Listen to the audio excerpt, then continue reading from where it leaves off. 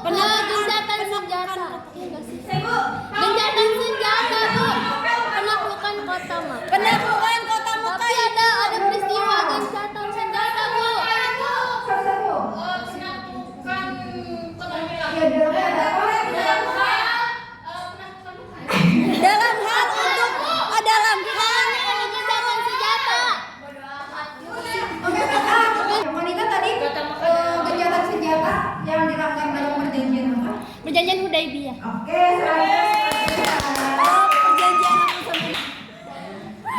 di sini aku akan menyampaikan tujuan pembelajaran kita. Yang pertama, peserta didik dapat menganalisis sebab-sebab terjadinya peristiwa Fathu Mekah. Yang kedua, peserta didik dapat menafsirkan nilai-nilai perdamaian yang terkandung dalam Fathu Mekah. Yang ketiga, peserta didik dapat menentukan beberapa perilaku Rasulullah yang muncul dalam peristiwa Fathu Mekah. Kelompok Faridin Walid, kelompok Usman Toha, Usman bin Zaid, dan Bilal bin Rabah. Di mana keempat nama tersebut adalah sahabat Nabi yang mengikuti. Di sini ada nama-namanya, diambil satu. Jadi kalian masuk. Kelas 10 siap belajar? Siap, bismillah. Ada di kelas 10 siap belajar? Siap, bismillah. Oke. Jadi ada gini nih, Ibu punya banyak bintang dan di sini udah ada tulis nama kelompok masing-masing. Jadi kalau Ibu ngasih pertanyaan, bagi yang bertanya, menjawab dan menambahkan bakal mendapat 1 bintang. 12 orang pertama akan mendapatkan hadiah. Dan selanjutnya hanya mendapatkan bintang. Dan bintang tersebut misalnya dari kelompok ini ada yang bertanya dan menambahkan terus, misalnya ada 5. Nanti Ibu bakal kasih di sini. Saya di usaha kita setiap ada yang nanya 1, Ibu kasih bintang 1. Kalau tambah lagi bintangnya tambah lagi. Gitu, siap? Ada yang mau ditanyakan? Kita jawab soal apa? Nanti ya random aja sambil berjalannya pembelajaran. Belajarnya usia. Perjanjian Hudaibiyah. Catat ya poin-poin pentingnya.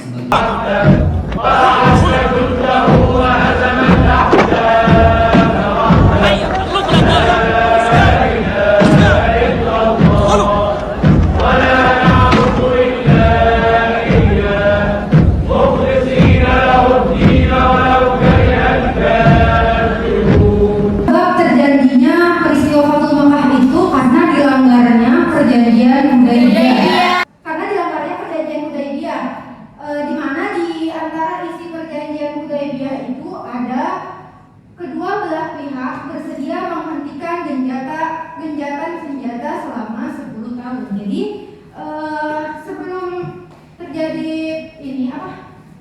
Tadi perjanjian Hudaibiyah. Nah, di Mekah itu ada Bani Bakar, suku Bani Bakar bersekutu dengan suku Quraisy. Bersekutu itu bekerja sama, dan suku Khuza'ah bersekutu dengan Nabi, bersekutu dengan pengikut Nabi. Nah, kedua belah pihak ini nggak akur, jadi Rasulullah mengadakan perjanjian Hudaibiyah yang isinya tadi gencatan senjata selama 10 tahun. Perjanjian Hudaibiyah ini terjadi pada tahun 6 Hijriah. Nah, setelah 2 tahun berlalu, perjanjian Hudaibiyah berlalu, di tahun kedua suku suku Bani Bakar tadi yang bersekutu dengan kafir Quraisy itu melanggarnya. Kenapa melanggarnya? Suku Quraisy menyerang suku Khuza'ah di daerah Ka'bah, dekat Ka'bah. Jadi itu sudah menodai perjanjian Hudaibiyah. Maka dari itu, jika sudah terjadi perjanjian Hudaibiyah, maka boleh diadakan peperangan. Nah, karena umat Muslim di Madinah juga sangat banyak, Rasulullah sudah mempunyai pasukan yang sangat banyak. Suku tadi Bani Quraisy, Abu Sufyan datang ke Rasulullah untuk meminta maaf. Jangan ada peperangan, karena mereka pasti kalah. Jadi di sini Rasulullah mengusulkan perdamaian. Yang pertama, orang Quraisy harus menghentikan persekutuan dengan Bani Bakar. Yang kedua, orang Quraisy harus mengganti kerugian atas jatuhnya korban dari suku Khuza'ah. Yang ketiga, orang Quraisy harus menyatakan pembatalan terhadap perjanjian Hudaibiyah. Nah, tadi dari perwakilan suku Quraisy itu Abu Sufyan tadi memilih poin yang ketiga, yaitu orang Quraisy harus menyatakan pembatalan terhadap perjanjian Hudaybiyah. Jadi perjanjian Hudaybiyah itu sudah dihapus. Jadi boleh adanya peperangan di antara dua belah pihak tadi. Jadi gimana tadi? Sebab terjadinya Fathul Makkah itu apa?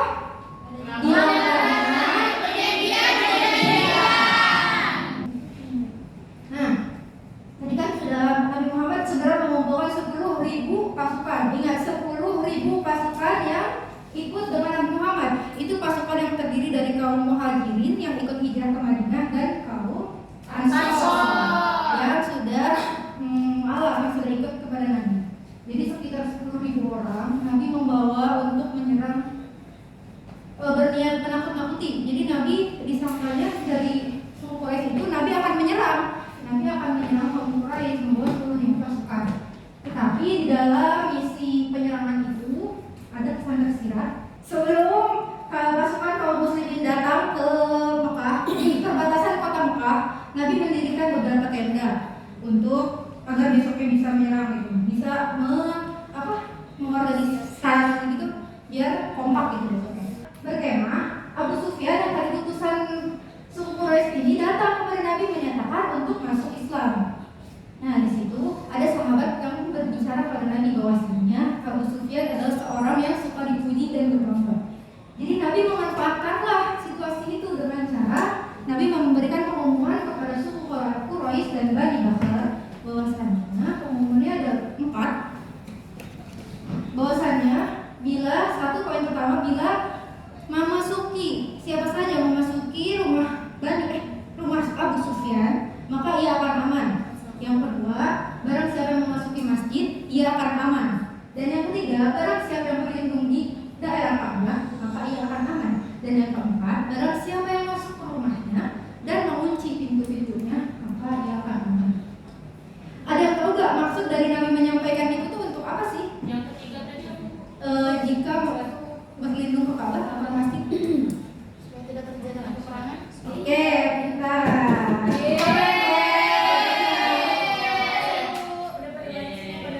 Apa tadi? Untuk tidak adanya peperangan. Jadi Nabi udah masuk aja. Mau ke rumahnya Abu Sufyan, mau ke rumahnya sendiri, mau ke masjid. Yang penting masyarakat Quraisy masuk gitu, nggak ada yang di luar. Kan? Jadi pada takut, karena pada takut mereka mengikuti apa kata Rasulullah. Selanjutnya, jadi di sini juga tidak diceritakan. Dan Nabi itu masuk ke kota Mekah bersama 10.000 pasukan yang sangat banyak itu menaiki kuda dan berjubah hitam. Dengan pasukan yang segitu banyak, Nabi datang dengan mengucapkan tahlil, tahmid dan takbir bersama-sama. Jadi kayak lebaran gitu ya. Jadi Allahu Akbar dengan 10.000 pasukan. Maka dari itu suku Quraisy itu takut mendengar gema takbir itu. Tapi saat memasuki kota Mekah, Nabi tujuannya itu ke Ka'bah. Nabi berjalan bersama pasukan memegang tongkat seraya mengatur rombongannya, 10.000 rombongannya agar tawaf dengan tarqi. Jadi di situ di masa itu di sekitaran Ka'bah itu masih sangat banyak berhala. Diperkirakan sekitar 360 berhala itu ada di sekitaran Ka'bah dan di dalam Ka'bah.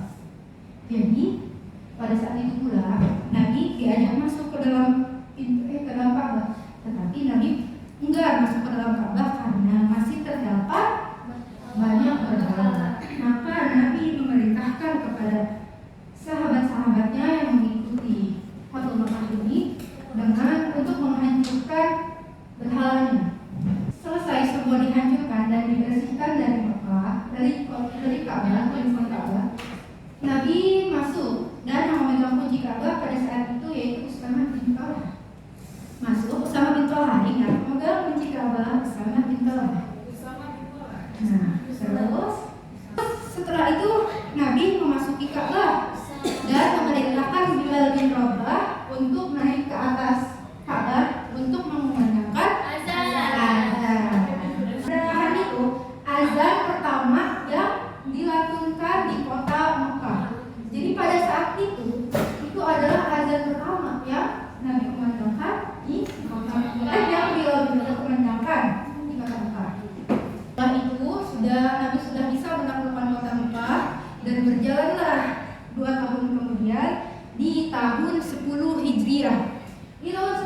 Hijriah, Nabi beserta banyak kaum Quraisy yang berbondong-bondong masuk Islam, berpuluh-puluh ribu kaum Quraisy yang masuk Islam. Di situ Nabi melaksanakan ibadah haji. Nah, ada yang tahu nggak? Setelah penaklukan Mekah itu dinamakan haji apa? Haji wada kita akan bahas di pertemuan selanjutnya. Nah, perjanjian haji wada itu adalah haji jadi Rasulullah telah menyelesaikan tugasnya menaklukkan kota Mekah, menaklukkan kota Madinah, dan di tahun itu pula Rasulullah di tahun itu Rasulullah terakhir mengadakan ibadah haji. Nah, jadi tadi Rasulullah membawa misi apa sih ke dalam kota Mekah tuh? Apa? Kedamaian.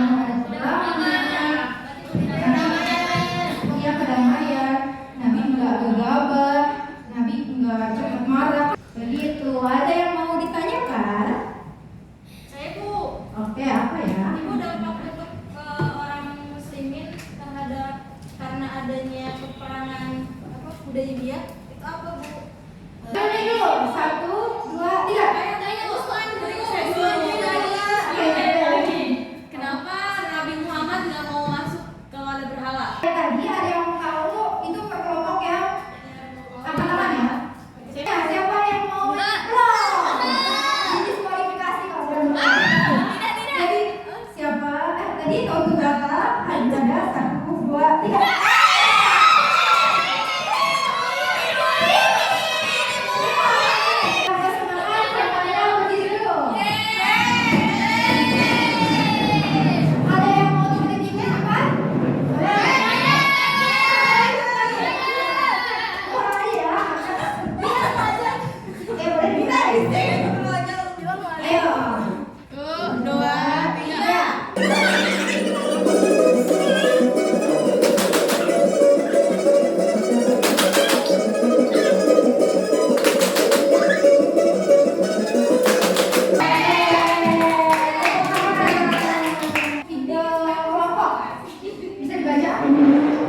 Peristiwa Fathul Mekah. Ketiga, bagikan soal yang sudah Ibu sediakan kepada anggota kelompok. 4, setiap individu menjawab satu pertanyaan, lalu diskusikan dan presentasikan. Dapat poin Bu. Banyak nanti poin di dalamnya ya. Videonya. Nah, saksikan. Belum dong, Nit. Ketolak. Suaranya ada yang bisa menyimpulkan dari ini? 1, 2, 3. Kok tidak? Pakai alat yang gede.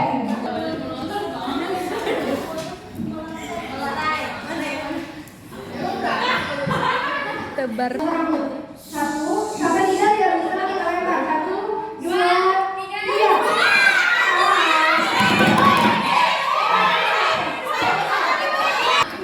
Baiklah, dari kelompok Salah bin Zaid akan mempresentasikan materi pelajaran kita pada hari ini. Gimana? Tadi ada yang mau menambahkan untuk Kami Bu, kami akibat fatal. Oke, terima kasih sudah menambahkan. Akan mengadakan evaluasi mandiri individu di mana kuis tersebut pakai HP masing-masing ya, oke? Nanti siapa 4 skor tertinggi akan mendapatkan hadiah terakhir. Dan bisa sih menambahkan poin untuk kelompoknya. Jadi misalnya yang dapat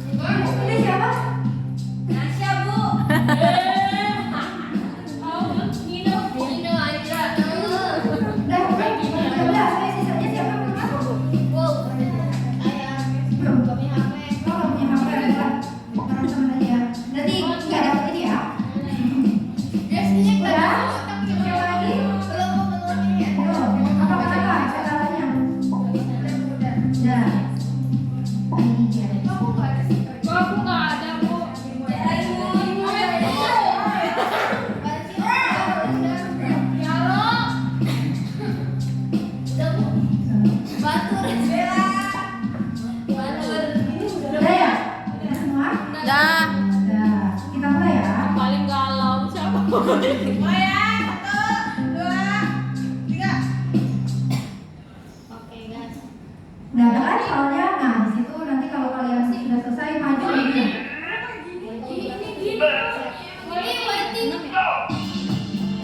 Ayo nanti kalau kalian cepat, kalau gitu larinya. Nah,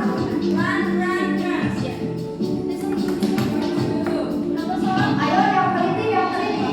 Ibu ini yang belum lanjut soal kan? Lanjut, nih. Ayo, cepat. Lanjut, kalau itu langsung klik. Kalau ada kelanjutan itu langsung klik aja. Ayo, dibimbing oleh siapa nih? Guru kelas 2. Sekarang dibawa oleh si Bawang. Lanjut, klik aja. Kalau ada kayak iklan, klik aja.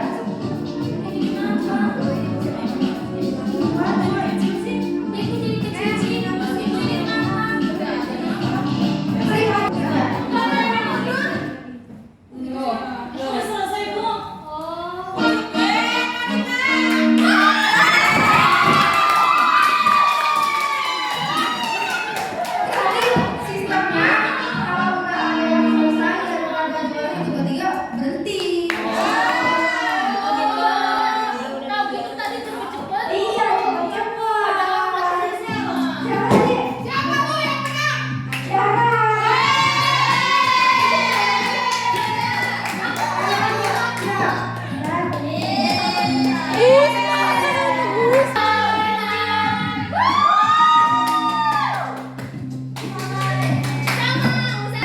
Apresiasi buat diri kita. Kesimpulan dari materi ini yaitu kalau bertindak itu tidak boleh gegabah, tidak boleh balas dendam, tidak boleh apa ya? Pokoknya kita tuh harus berkasih sayang sesama manusia. Rasulullah aja sayang kepada yang sudah menyerangnya. Apalagi kita harus meniru perilaku Rasulullah SAW. Begitu. Dan setelah ini akan ada peristiwa apa? Peristiwa Haji Wada yang akan dibahas di pertemuan selanjutnya. Sampai sini ada yang mau ditanyakan? Sudah. Jadi untuk pertemuan ini kelompok yang unggul yaitu Usama bin Zaid dan Bilal.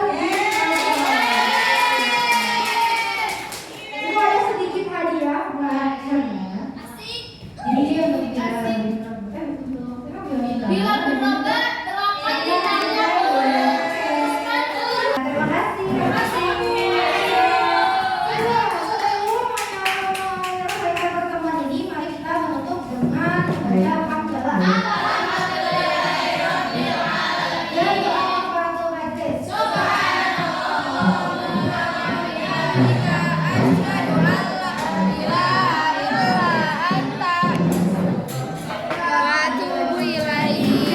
Wassalamualaikum warahmatullahi wabarakatuh. Dadah.